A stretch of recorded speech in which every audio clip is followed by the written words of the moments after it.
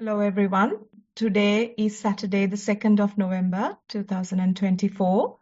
We are gathered here for the 156th session of Mindfulness for Beginners in English, conducted by Nissarana Vanaya.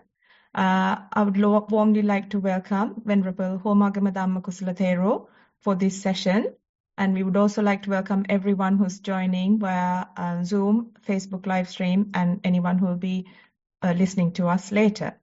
Our program will commence as usual with this in-session practice of mindfulness, guided by our Venerable Bhante. And we will move on to a talk on today's topic, which is good and evil for this week. And then it will follow by with all the reports that we have received from all of you, and we will get feedback from Bhante. And to begin today's session, I would like to now invite Venerable Dhammakusala Thero for the in-session practice of mindfulness. Over to you, Bhante. Thanks, Sonali. Hello, everyone.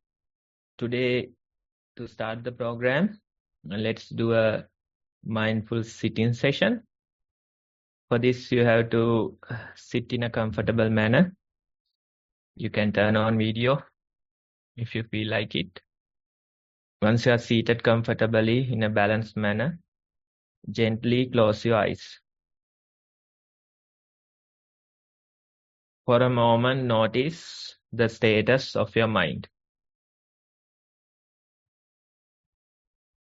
It might not be quiet and calm as we expect it to be.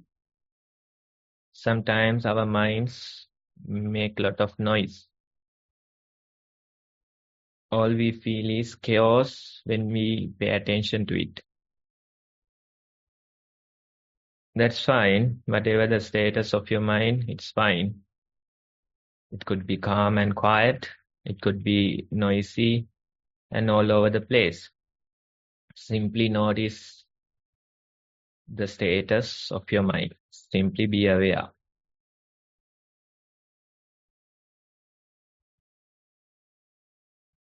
Among all the chaos, among all the noises,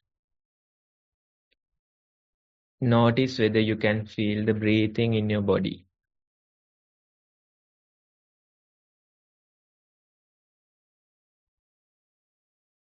We try and gently bring our attention to the breathing or some other prominent bodily sensation.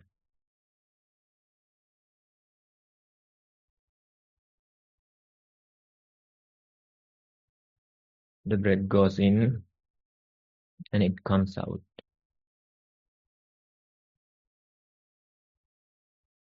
Again, the breath goes in and it comes out.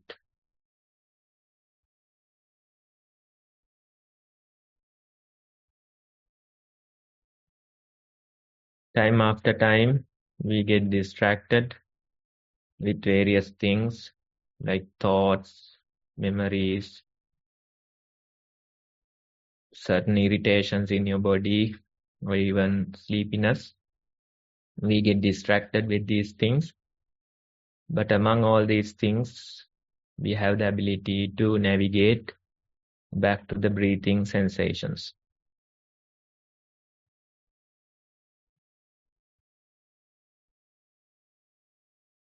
That way, let's try to continue our mindfulness for a few more minutes.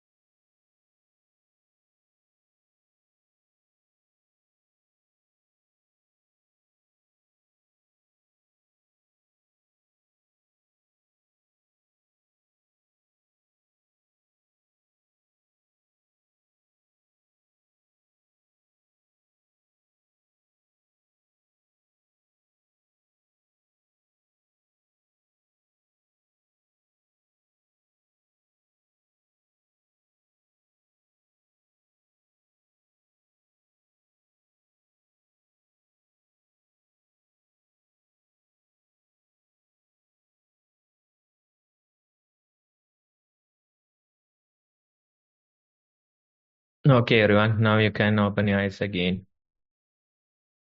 That is just to give you an idea about the mindful sitting. So you can practice on your own. With that, Sonali, you can take over. Thank you, Bhante. Next on the agenda is the talk on today's topic. This week's topic is on good and evil. And I'd like to invite Bhante once again for this week's Dhamma talk. Okay, I wasn't able to unmute because of the co-host matter. Okay, now today we have a new topic and we can try and take some time to discuss today's topic and see how we can relate it to the mindfulness practice that we are doing.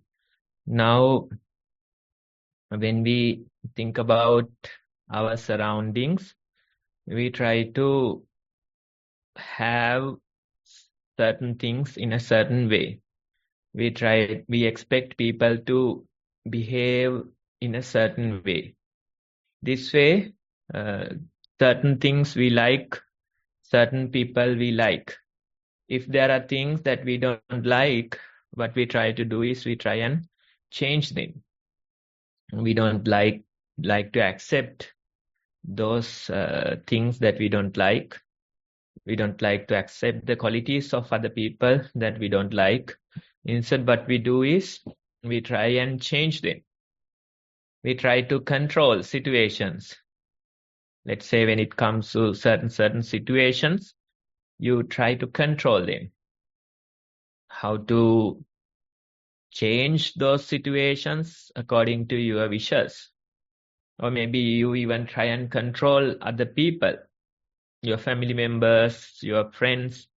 You try to control them and change them according to your wishes. So this way, in a way, we try to change situations, we try to change people according to our expectations, right? We try to control situations, we try to control other people.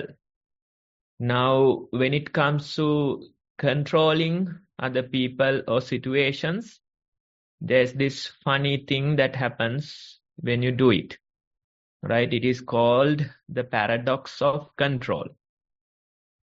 What you try is that you try to make them the way that you expect.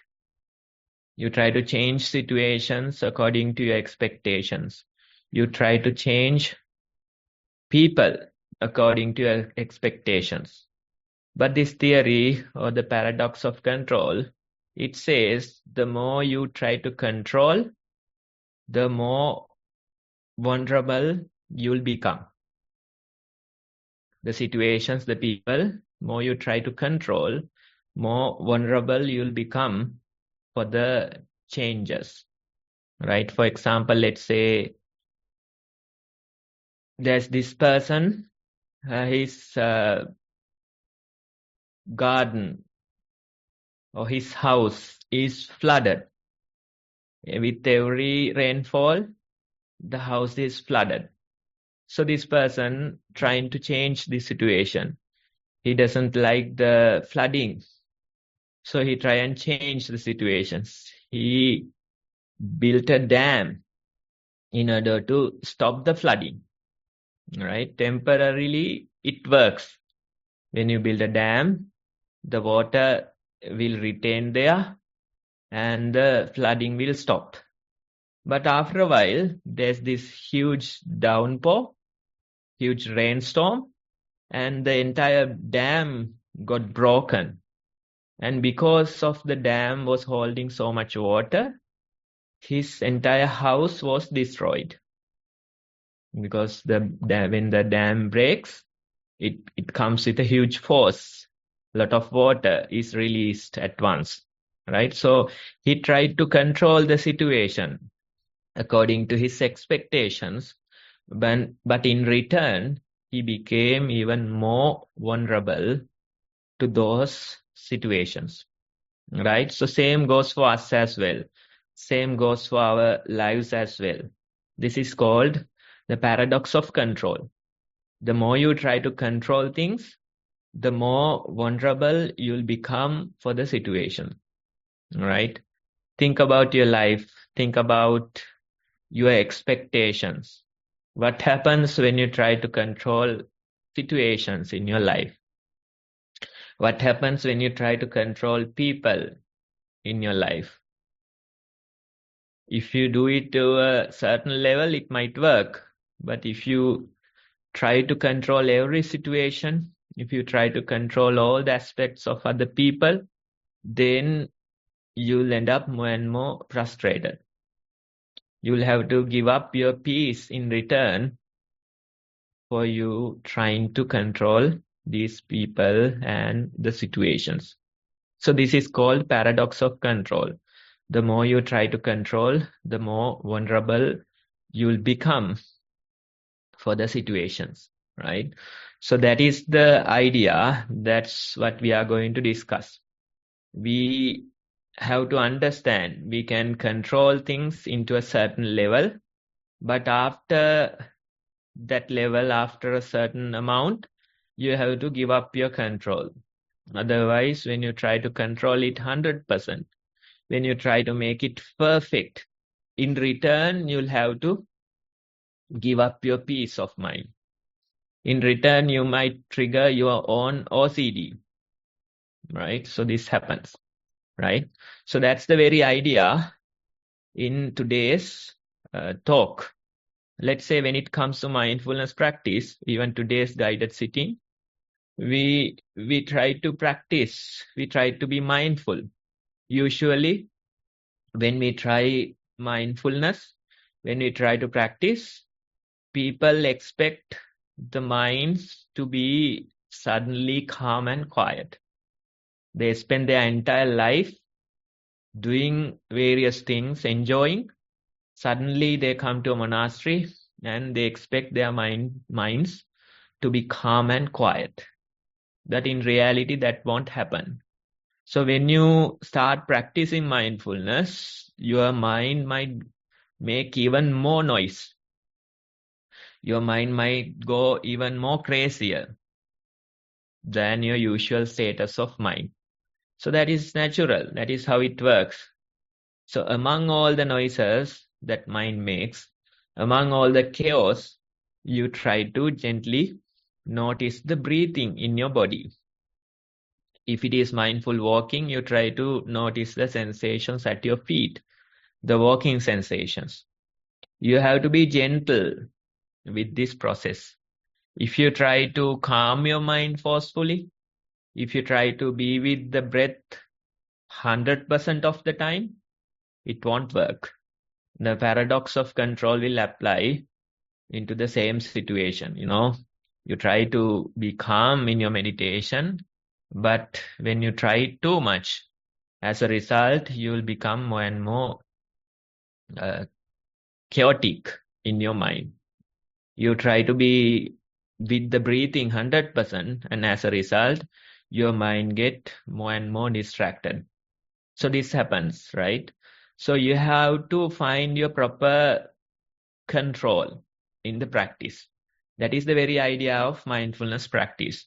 When you start your mindfulness, when you try to sit, you can feel so many thoughts rushing in. You can feel so much inner chatter noise in your mind. Don't try to fight these things. If you fight these things, what will happen is that you'll end up more and more frustrated. You'll end up more and more vulnerable to those situations. So what you have to do is that you have to accept these things. You have to accept the noise in your mind. You have to accept all the thoughts in your mind. With that acceptance, you gently return your attention back to the breathing. Let's say certain situations you can't return to the breathing. Then what you try to do is you try to be aware that your mind is so much noisy. Try to be aware that your mind is so much chaotic. That very awareness you can maintain. And when you get a chance, you can gently return back to the breathing. right? That is the proper approach. Otherwise, if you try to forcefully control your mind, if you try to forcefully calm your mind, if you try to be with the breathing 100% of the time, you'll end up more and more frustrated. The paradox of control. The more you try to control, the more vulnerable you will become, right? So that's the way of mindfulness. You have to understand that this mind, it has certain tendencies. It has certain biases. It has certain addictions. Most of them are subconscious, right? Mm, Recent, in this new world, research says that 95% of the activities of your mind, they are subconscious activities. Only like 5% of them are conscious, right? So you can see how much of a weight there is for these activities. It's like the tip of the iceberg. Most of it, it's underwater. You can't see. You only see the tip that is under your control. You can control that part into a certain level, but the majority is out of your control. Those are habitual behaviors, mostly habitual behaviors, compulsive thoughts, those type of things, right? So you have to make peace with it. If you try to fight it, then you'll end up more and more frustrated. That's what happens to most mindfulness practitioners. They were fine without meditation, and they try meditation and they end up more and more frustrated, right? That's not the case. That's not the proper approach. You have to understand this is the nature, this is the status of this mind. You have very little control over it. With that understanding, with that acceptance, you can gently do your part. Time after time, return to the breathing. Don't try to make it so much hard. Instead, gently return to the breathing. Allow the thoughts to be. Allow the noise in your mind to be. Among all these things, you control into a certain level. You are not totally giving up control. Don't get me wrong when I say don't try to control it too much. You are not giving up control. You try to control into a proper amount. Otherwise, if you give up control, that won't be meditation, right? Then you may as well be living your usual daily unmindful life, right? So you control into a certain level. That control is among all these things, you gently navigate back to the breathing. If it is in walking, among all these things, you gently navigate back to the feet sensations, right? So we control into a certain level, but we don't try to control it 100%. We don't try to make it perfect. If you try that, then it won't be easy for you. You will become more and more frustrated. You will become more and more vulnerable to these thoughts, various tendencies of your mind. So what we do is we try to control into a certain level, right? With that approach, we can develop our mindfulness. Same approach goes for life as well. We are not totally giving up control. Instead, we understand the majority of these things are out of our control. Majority of these situations, majority of these people's behaviors, they are out of our control. But we have a certain control over this. We exercise that. We do our part. We focus on the things that we have control and we do that part, right? So that is the very idea in today's poster. If you go see it, it says we should fight to keep the enemy in check, not to eliminate them, right? Very nice quote, very nice idea. And the poster, it shows otters, right? those creatures, they are a good representation for this very court, right? They work as a team and they sometimes fight even the caimans. The caimans, they are higher in the food chain. They try to eat these otters, but they as a group try to fight their enemies. Sometimes even kill caimans as a group, right? But they don't have so much power over these creatures because they are higher in the food chain. What they do is they fight. They fight. They fight and keep the enemy in check, right? But they don't try to eliminate them. If they try to eliminate them, then it don't work for their advantage, right? So these otters, they tell us a nice lesson that we should fight. We shouldn't give up. We should fight, but we should fight to keep the enemy in check, right? Not to eliminate. If you try to eliminate it, then it's not good. It's not healthy. That is the very idea. In this world, you can find good, but in this world, there'll be bad as well for the evil, right? If you try to make it 100% good, if you try to eliminate evil in this world, then you are doomed, right? In the process, you'll end up more and more frustrated. In the process, you'll end up more and more vulnerable to the evil in this world, right? So you have to understand proper balance. You should fight, but you should fight in order to keep the enemy in check, right? You shouldn't fight to eliminate them. That's the very idea. That is the proper approach towards your life. Let's say the workplaces, those matters, or the family matters, you have to fight into a certain level, right? You have to do your part. You have to report on time. You have to, spend those hours. Those things are reasonable. But if you try to fight too much, then in the process, you'll end up more and more frustrated. You'll end up becoming a workaholic and still frustrated at the end of the day. That is not good, right? So you can do your part. You can fight into a certain level, but you shouldn't fight to make it perfect. Even with your family members, let's say, they have various thoughts, various emotions. That's how people are.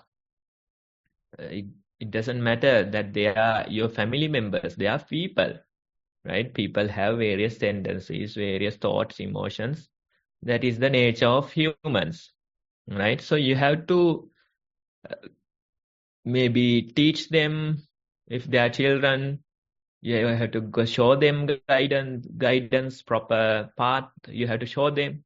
But most of it is out of your control, right? So you can do your part. But if you try to control every aspect of their lives, if you try to control everything that they do, you'll end up frustrated at the end of the day, right? That won't give you peace in your mind. That's not possible. You'll end up frustrated. You'll end up worried because in the process, you have sacrificed your peace of mind. And in the process, you won't be successful, right? So you have to understand this is how the humans are, right? You have to do your part. You can do your part. Wholeheartedly do it, right? But after a certain level, right, you have to give up control. Let them make their own decisions. Let them be responsible for their decisions, right? Even same goes for the situations in this world, right? Many things are happening. Wars are there. People are worrying that we are in the next moment, there'll be a third world war. That is what people are worrying. They think that this is going to be a nuclear war, right? So they sleep at night thinking that when they wake up, the world might not be there. The world might be gone along with them, Those type of worries are there in people, right? But when it comes to those wars, those type of situations, do we have any control? Most of us, we don't have any control, right? Those things are out of our control. Those countries, they fight for their own reasons, right? So it is the world. That's how it is. If you start fearing these things, then in return, you'll give up the peace of mind. You're worrying about a war in some other part of the world, which you have no control, and you'll be frustrated. You'll be vulnerable in your mind, right? Even when it comes to your society,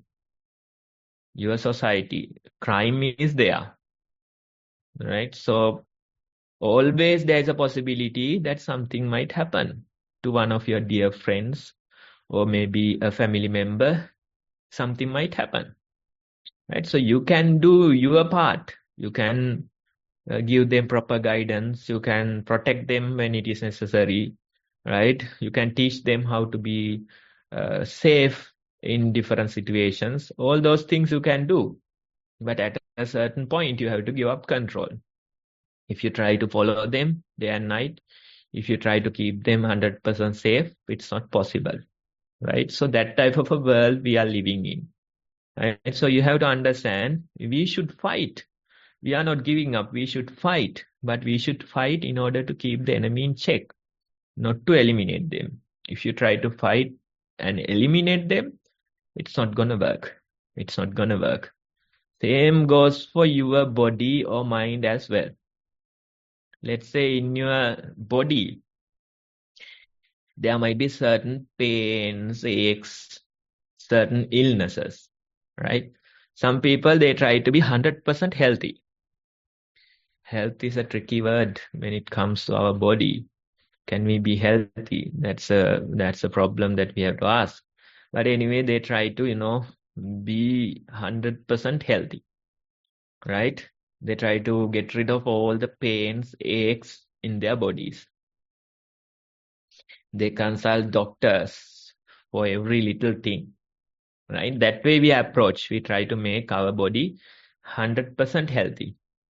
But this body, it's a vehicle kind of a thing. It's a machine, right? Whenever a vehicle or a machine works, there is friction, right? In this world, there's no machine without friction. Always there is friction. And when you are younger, you have less friction. And when you grow older, the friction gets higher and higher.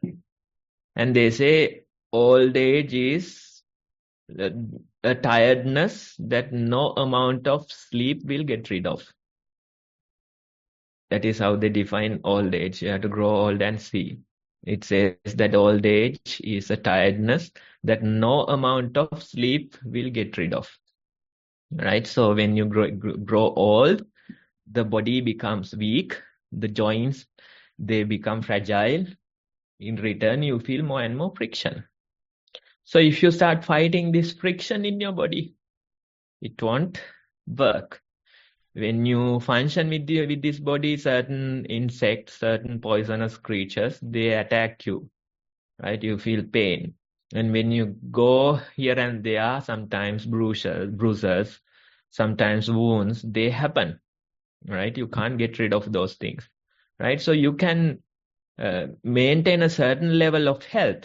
But if you try to make this body 100% healthy, it's not going to work, right? So you have to maybe keep a little sickness in your body and just be satisfied with that, right? Accept that little sickness and you'll be healthy, right? If you try to fight that little sickness, in return, you might get even a bigger sickness. That happens. I'm not joking. That happens, right?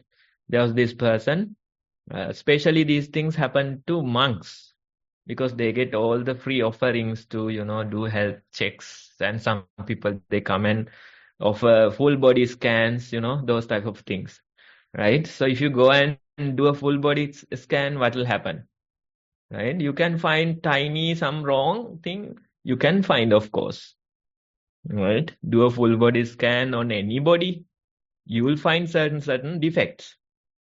Definitely, you will find something, right? So when you start treating it, maybe benign something you are treating, and in return, you'll get a greater sickness, right? So some people, they come and offer full body scans.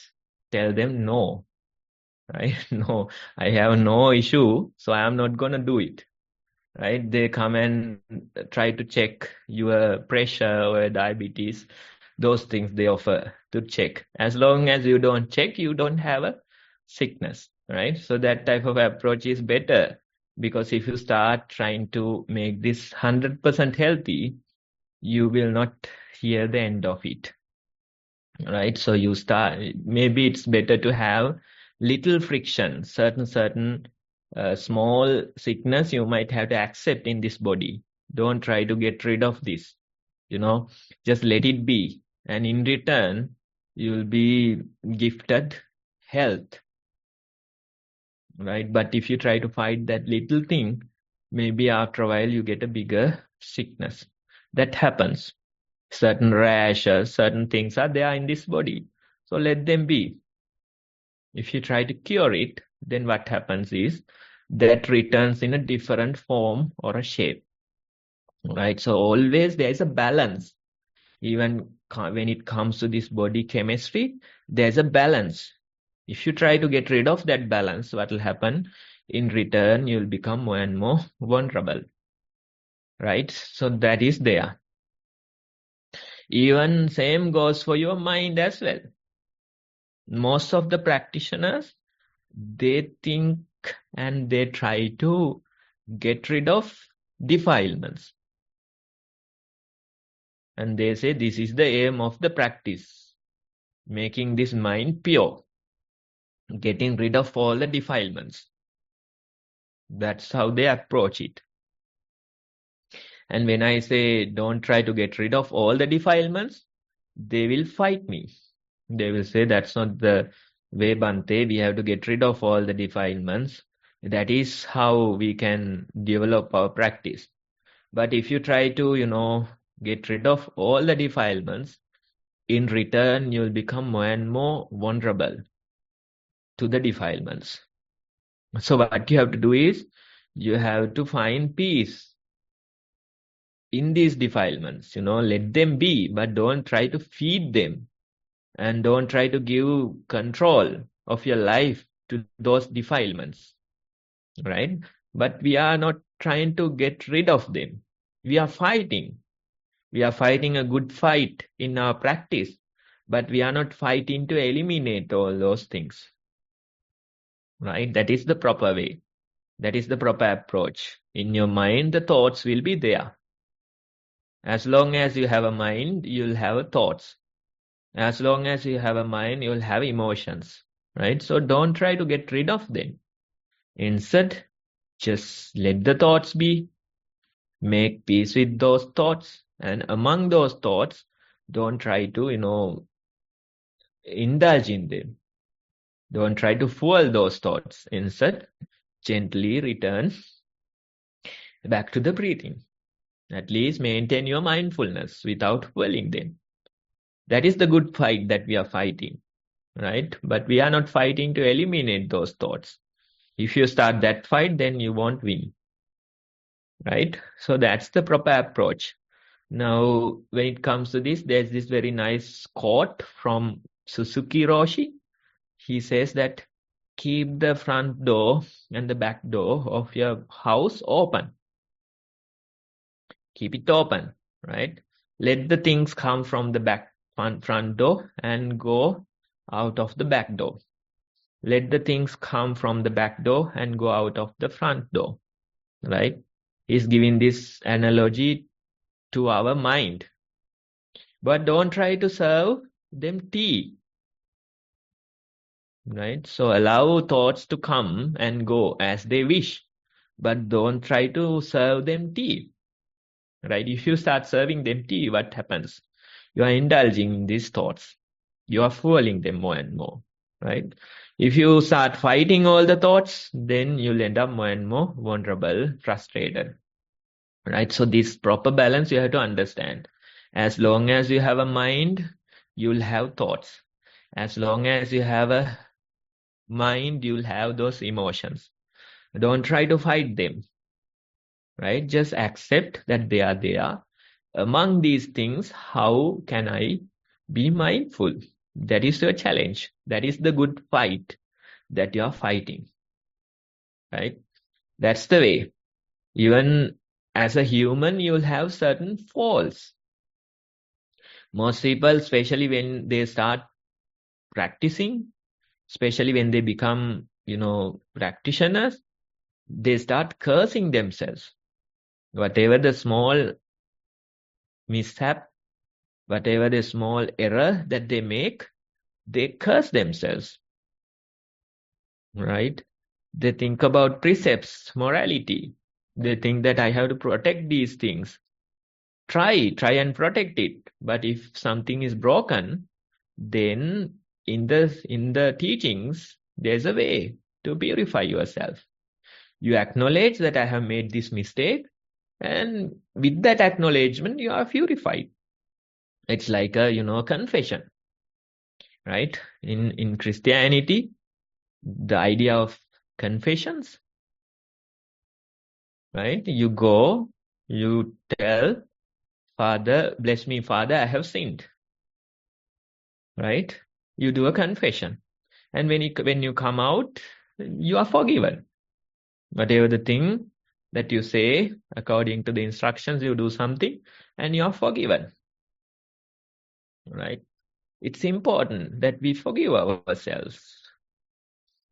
Otherwise, we always think about these things, and we always try to curse us. I have done this 10 years ago, right? I'm going to go to hell. This person is again and again thinking. And if you keep that thought pattern, what will happen? You'll definitely go to hell, right? So you have to understand, even in our practice, the Buddhist practice, we might make mistakes. We might break our precepts. We acknowledge it, and we make a determination to correct ourselves in the future. With that very acknowledgement, with that very determination, you are forgiven, right? For the monks, this practice is more prominent. For the lay people, it is harder to understand. They say that 5 precepts I have to protect. All the time I have to protect. Whenever something is broken, what do you have to do? You have to acknowledge that I have broken this, right? Make a determination that you will try to correct yourself. With that acknowledgement, with that determination, you are purified. You are forgiven. For the monks, this idea is more prominent. They go to some other monk, tell Bante, I have sinned. And the other monk is asking, are you aware? Then the first monk is saying, I am aware, that's why I am saying. Right? I'm aware, that's why I am saying this. Right? Okay, try to correct yourself in the future. He is not some authority who can punish us or advise us. He is just another person, another companion in the same process. He says, okay, I hear you. Try to correct yourself in the future. With that tradition or with that activity, you are forgiven, right? That approach is the proper approach towards precepts. Otherwise, most people, they use precepts or morality to curse themselves, right? As humans, we'll make mistakes. We have errors. That is the humanness, right? So you have to accept it. You have to accept that we are human. We might make mistakes, right? But we are not fueling those mistakes. In the name of the morality, we are fighting a good fight. We are fighting to keep these enemies in check. We are not fighting to become perfect. If you try to 100% protect your precepts, then you might end up becoming more and more vulnerable, right? So you get the idea. Whenever you come to the outside people or the situation, You can do your part, but at a certain point, you have to give up your control. When you come to your bodily health, you can do a certain part, but at a certain point, you have to give up control, right? Even when it comes to your mind, your compulsive thoughts, defilements, these things, even when it comes to mindfulness, you can do your part, but at a point, you have to give up control. Being mindful, right? You can't be mindful 100% of the time. You have to accept unmindfulness in the process, right?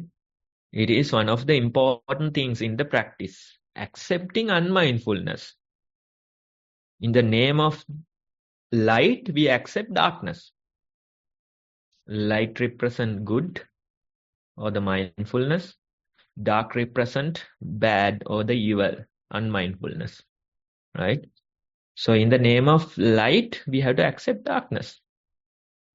We have to accept you can't be mindful 100% of the time. In the name of the mindfulness, we are accepting unmindfulness. We'll be unmindful in certain situations, certain times. That we accept. So in your practice, it is valuable milestone that you are accepting unmindfulness in the name or in the sake of the practice. You accept that this is the nature of our minds. I can do my part, I can be mindful into a certain level, but there will always be unmindfulness, right? So that's also the same topic, right? We are fighting a good fight, but we are fighting to keep the enemy in check. We are not fighting to eliminate the enemy, right? So that's the very idea. So this can be applied towards your daily situations. This can be applied towards your health. This can be applied towards morality.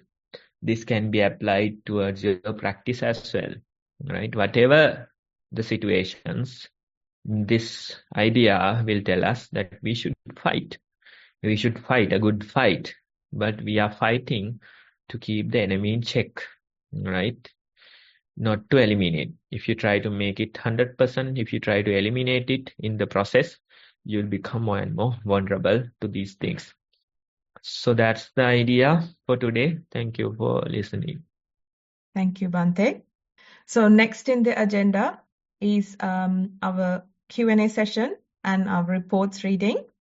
To begin this session, I will invite Nadeep to read the reports. Thank you, Nadeep.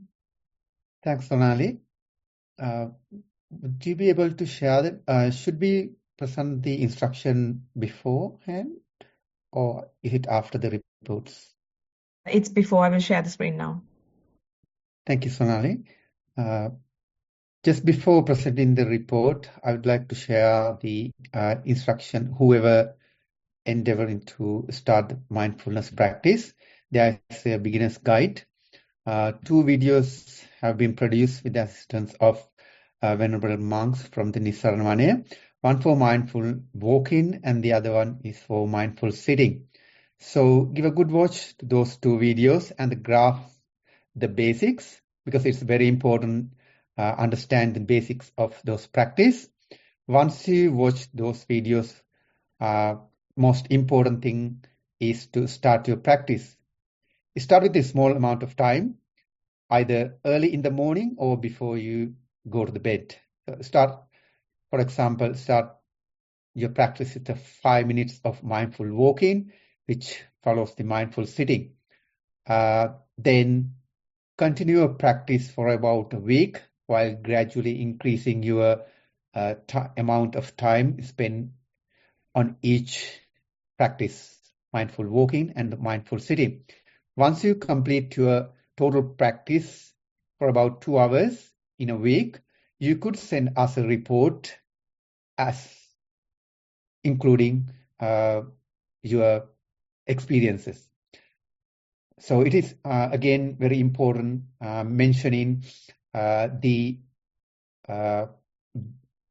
your object of mindfulness, either in-breath or out-breath, or rising and falling of your tummy in the case of mindful sitting. For the mindful walking, mention the touch, how you feel the sensation of your foot, and also what follows in your mindful walking. And also in the report, you could also include the mindfulness practice, daily mindful practice, other than mindful walking and mindful sitting. For example, your daily housework, how you practice your mindfulness at work. Include those experiences as well in your report, and you can submit those experience reports through our Google form or via email. Continue your practice, even though it is 5 minutes, 10 minutes per day. The consistency is very important just to get the results. And I would now move into the reading the report. Avsarai Bante. Let me present the... we have 2 reports today. May I present the first report, Bante? Yes. Mindful walking. Walked indoors. Attention was on feet movement at the beginning. Heat noticed when heels and toes pressed onto the carpet. It felt cold when each foot was lifted. Thoughts came and went with minimum proliferation. Rhythmic yet monotonous process of walking continued. Boredom experienced although walking continued. Unless focused on it, details of walking were not prominent. Walked for 50 minutes. Sensation of vibration from walking continued for a period afterwards. Mindful sitting. Sat on the cushion in a comfortable position. Noticed restless mind. Thoughts proliferated several times. Many thoughts related to almsgiving planned for Saturday, 2nd November. The prominent breath noted near nostrils. This felt familiar. In-breath warmer, out-breath cooler. Breath broke up. Calmness and lighter feeling observed. Some thoughts were there in the background. The awareness remained on subtle breath and lighter feeling. Sensation of rocking back and forth was there. Feeling of sleepiness arose. Not certain if sleep took place. Sensation ended with noticing prominent breath. Sat for just over 50 minutes. Mindfulness during the day. It is 2 years since Dad passed away in my arms on the way to hospital. The details which were vivid at the time have faded. The mindfulness report sent soon after has much of the detail, but did not have an urge to check it out. What is still vivid, however, is the feedback Bhante offered and what was learned from witnessing Dad's death, which was calm. There was no struggle. He taught me how to be calm even in the face of his death. Lots of valuable lessons. Something of this nature came up when noticing restless mind in the sitting session. Why worry about the almsgiving going as planned when Dad and I both were calm in the face of his death? This was such a good lesson, and the last couple of days were spent organizing, delegating, and doing what was possible. And there are more moments of peace in mind instead of a firm belief of how everything should go according to a plan. It will happen according to causes and conditions present, and not based on expectations. Not able to attend class today due to almsgiving, although look forward to listening to the recording soon. Dear Bhante, look forward to your valuable feedback. Much merit to you. Thero Saranai. End of the report, Bhante. Yes, so there is a certain kind of a plan, right? But it's more like nature's plan, right? So it'll teach us certain lessons. It'll take us through difficult situations, right? So that is life. It is life, right? Most people, they ruin it because they try to fight these difficulties. They try to live in the past. That's not possible. Now think about your very reflection that something happened. One of the dear ones passed away. One of the difficult situations that you had to face in life, right? So that happened. And you continued with your life, although it was difficult at times.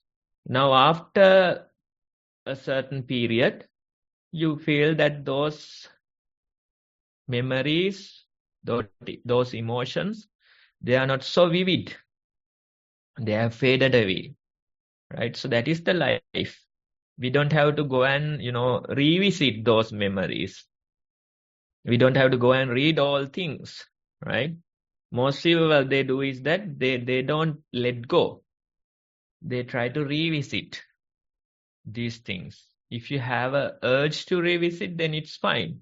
But most of the time, just as a habit, they keep reading those things. They keep revisiting those things. They keep revisiting the memories, right?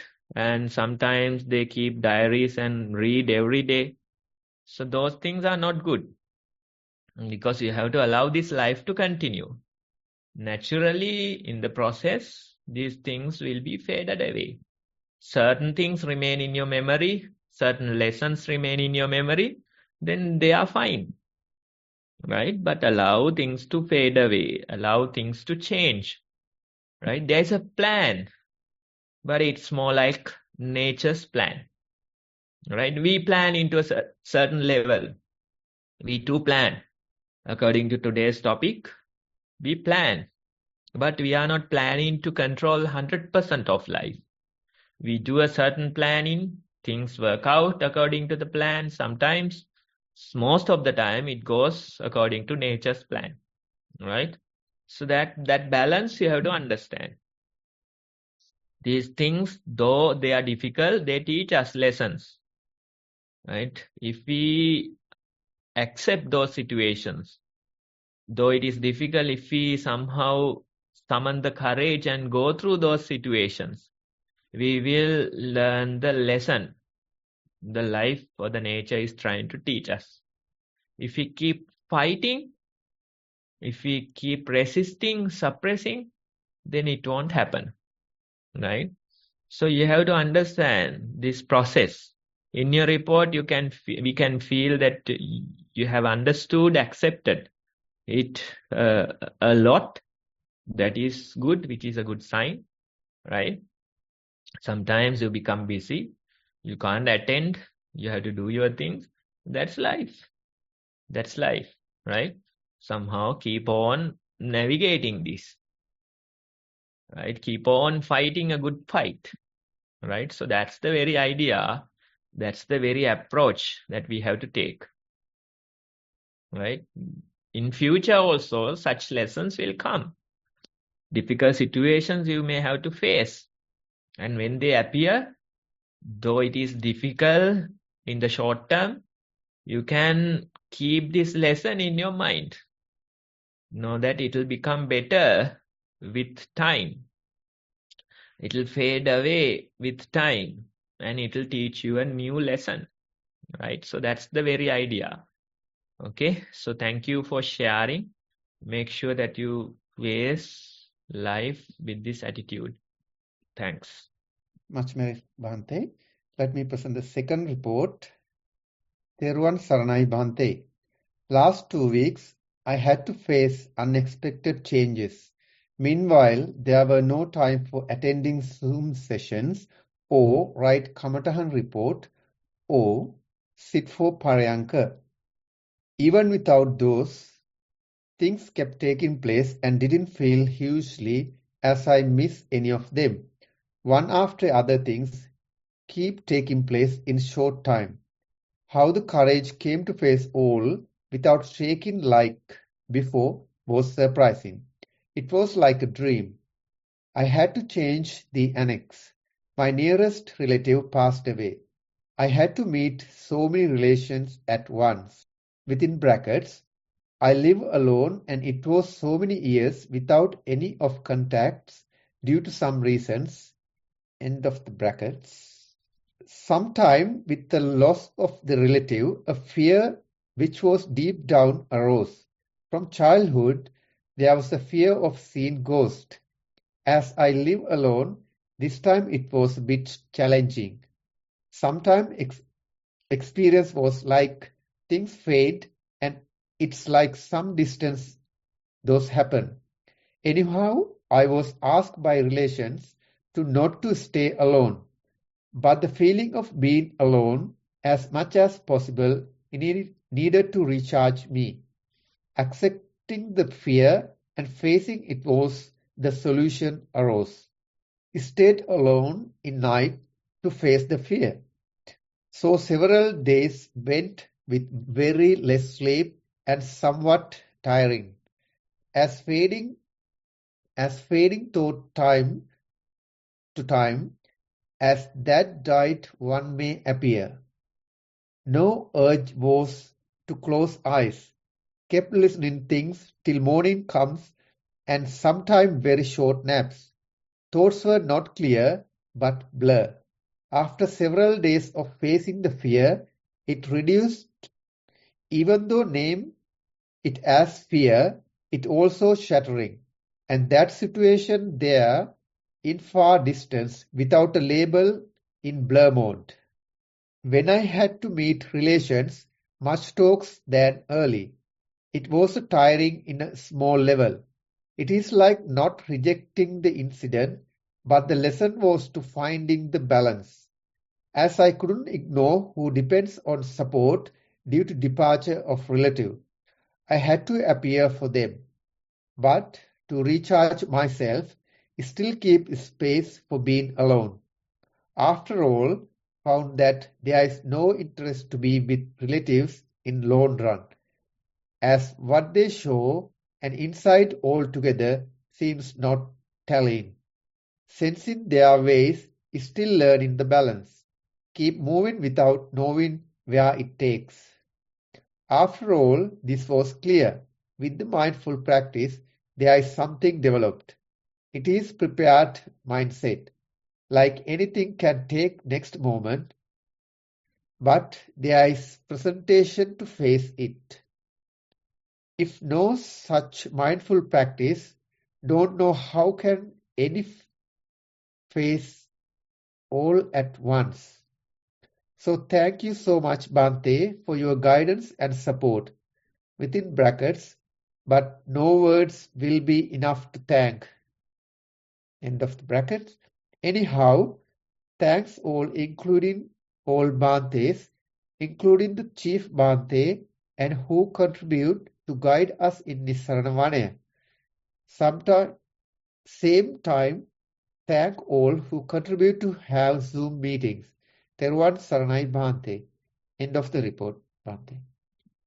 Okay, right. So you have practiced for a while, you have attended Zoom sessions, you did your sitting, walking practice, and you shared your experiences, right? So all those months, years of effort was the very preparation for these unexpected changes or the situations, right? So you have done many months, years of practice. You attended in these sessions, shared your experiences, right? The very idea was to face these unexpected situations that life might throw at us, right? So that is the preparation. You had a good preparation for the situations that came towards you, and that's how you had the courage to face them, right? So that is the very approach that we take. You have to do it beforehand, before you get sick. You don't know when you will get sick. You don't know when one of the dear ones will part, right? So you have to make sure that you are prepared beforehand, right? It might take few years, few months of practice, right? So, but we are preparing ourselves in order to face these difficult situations that life might throw at us. We have to have that preparation, right? So we are happy that you are prepared to face these situations, and that's the most important thing in your report. That's what you are highlighting, right? Something has changed. Mindfulness has changed you, and you were ready to face difficult situations. Only going through those difficult situations will tell us how strong our practice is, right? We wish that difficulty won't come towards us.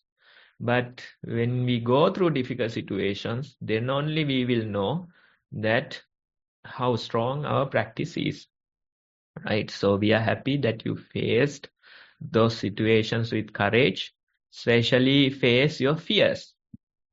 That's a very nice approach to it. Most people would prefer the other option, right? Avoiding the fears, right? But Buddha, he tells us that whenever these fears appear, the proper way, proper approach is to face them. He even adds his personal experience during some meditation time in a forest at night. Buddha, before his enlightenment, right, was meditating, and he could hear certain strange sounds, right? So even his mind, it is creating a story telling that this is a ghost, right? This ghost will try and approach you and, harm you. That type of a story his mind is telling. But he chose the method or the way of facing his fears. He went and investigated what that sound was. And at the end, he says that the sound was some creature digging the ground. Right? If you get fearful and run away, the ghost will be there forever. Right? So that type of approach, face your fears. That is what Buddha is saying. Right? Even he is telling his own personal experience of facing his fears. In a dark forest, all alone at night, right? Hearing strange sounds. It's natural that we get fearful, right? Even Buddha gets fearful, but he's saying that face your fears, investigate what is happening. Be mindful and notice the status of your mind. That is the proper approach towards these things. Most people, they would prefer the other approach, and they will end up dependent on other people. They will end up appreciating the crowds instead of solitude, right? Because they are not able to face their fears, right? That's why people need other people. They need crowds because they are afraid to face their own fears. They need distractions like devices, all those things. They need distractions because they are afraid to face their own fears. Where are those fears? In our own mind. In our own mind, right? So you have to somehow develop the courage and face these things. That's how you can develop your practice. That's how you can strengthen your mind, right? The real peace is in solitude. But most people, they can't live alone. They don't appreciate solitude because in solitude, they'll have to face their fears, right? So it's okay to prioritize you. It's okay to appreciate solitude over other people's ideas. It's okay to, do your part and, make sure that you part from them and maintain your own balance, right? Don't think those acts are selfish. Topmost priority is the peace within, not, making sure other people are satisfied, not agreeing with their own philosophies or ideas. That's not the most important thing.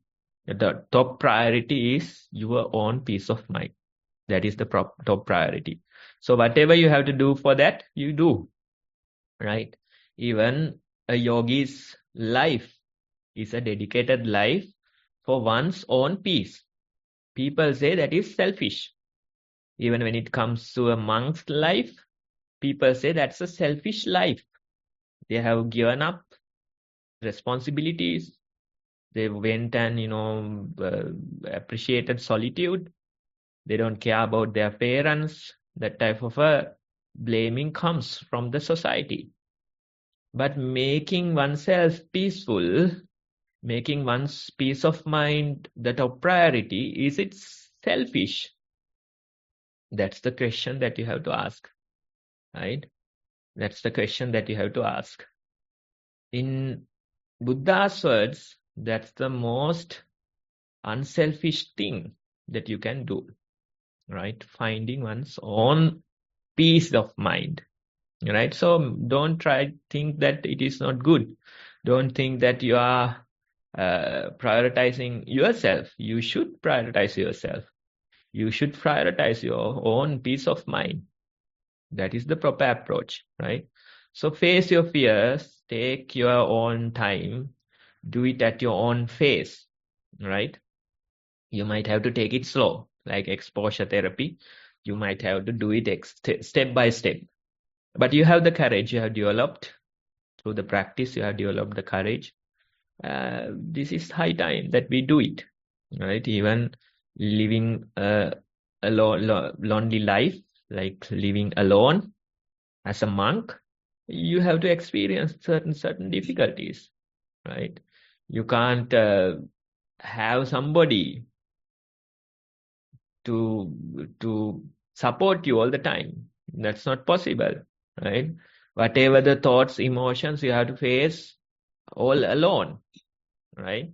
So those things, they tell us, they teach us how to face our own fears, right? These fears are within, not in the outside world. The ghost is within, not in the outside world. One time I remember late at night, probably past 9 p.m., right?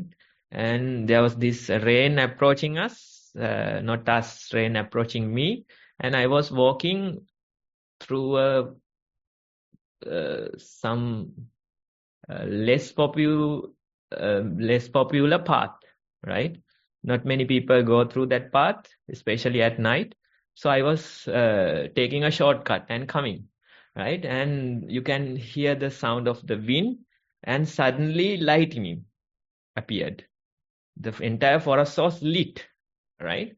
And I could see strange eyes, like shining eyes, looking at me, right? It was the perfect situation to create my own ghost in this forest.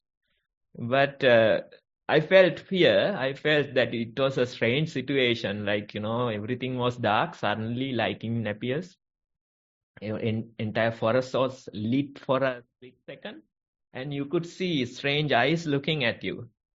But it was wild boars, right, in the forest, right? And if you don't investigate, you'll figure out that it's some kind of a ghost that came after me. Perfect setting for a ghost, lightning, wind, and suddenly you can see the eyes directed at you from the forest, right? So those are the situations. So we have to face our own fears. When you appreciate solitude, you will find your own fears. What are your own fears? Face your fears. That's the way. Maybe step by step, gradually you might have to take it. But anyway, this is the way. This is the path. So we are happy that you have developed the ability to face these difficult situations, navigate these difficult situations. That very strength is the best gift that you can give to the organizers and whoever that put effort towards maintaining this type of program for years. Your very own practice, that is the very best gift that you can give us for conducting a program. So we are happy that you have given us that gift. Thank you, Bhante, sharing your experience about the ghost as well. I also had a very similar experience about the You ghost. didn't see that ghost here, right? Did you? Not in Australia, in Sri Lanka. I think all the ghosts are in Sri Lanka. Yeah, I was walking from the temple, during the Katina season, the special Pirit chanting just to, chase away all the ghost demons and the those, the beings. Just after that chanting, I was walking from temple to my home. Then I had a bit, I was also a bit shaky, but along the way, I saw two white things. It's very skinny, perfect picture of the ghost moving sideways. I start sweating and I feel like my body cold. Instead of running away, I just give a good watch at it. It's actually the moonlight strike on a dead banana leaves, and then the banana leaves actually move in sideways. Yeah, even today when I walk past that place, I laugh myself. Yeah, but I was so scared. But I, instead of running, I watch it closely. What was going on there? Those leaves, since they are tall, the Yes. perfect thing to, reflect moonlight and create some kind of a yeah. So we have our own fears, so face the fears. That's the idea. Yeah. We have to, our own unique fears we might have to face. It's different for different people. They have different fears, but whatever it is, facing them with the mindfulness, that's the approach. Yeah. I think We are that on time, your pastime. Bhante. Sorry, Bhante. We are on time. May we have some spare time for verbal questions? Next time, no? Next Because time? it's Okay. almost, Yes. 2:30. Yes. Yeah, All right. past 2. Thank you very much, Bhante. Much merits. Sonali, over to you to conclude the program. Thank you very much. Hi, Nadeep. Sonali had to leave, so I'm going to take over and end the session for the day. Tarindu might have more ghost stories. I wanted to, but I think we are running out of time. So let's end the session for the day. So we have come to the end of another successful session. So let me first thank Venerable Homagama Dhamma Kusala Thero for guiding us, as always. And also we cannot forget the chief abbot of Nissarana Vanaya, Udayagama Dhammajiva Mahathero, for initiating this program and creating a platform for beginners to come and practice mindfulness and learn about mindfulness. And also I'd like to thank all those who joined us today on this Zoom channel and those who are joining with us today on Facebook Live as well. Also, I cannot forget the team behind. They've been doing a wonderful job to bring this program every week to you. So let me thank all of you for doing this. What we are doing is to promote mindfulness. Right. So with that, I'm going to end the session. And let's meet you all once again in another week's time. Thank you.